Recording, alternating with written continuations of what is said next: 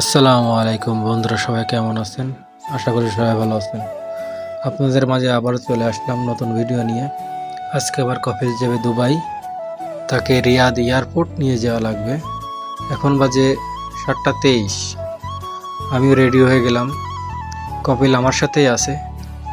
দেখেন কি সুন্দর ঝুলন্ত ব্রিজ।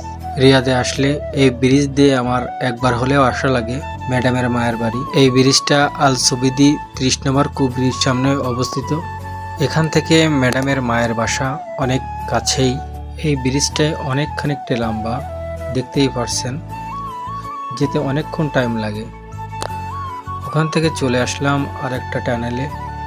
এখানে কাজ চলছে অনেক দিন ধরেই, এখনো শেষ হয়নি। এই টানেলটাও অনেকখানিক লম্বা, দেখতেই পারছেন আপনারা।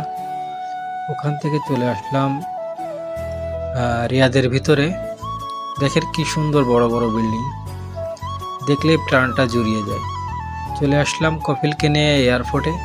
কপিল আমাকে হাই দিয়ে চলে গেল ভিতরে। এয়ারপোর্টে আসলে মনে পড়ে যায় বাংলাদেশে যাওয়ার কথা। যাই হোক, আমি আসছি 20 দিন হয়ে গেল। এখান থেকে রওনা দিলাম বাসার উদ্দেশ্যে।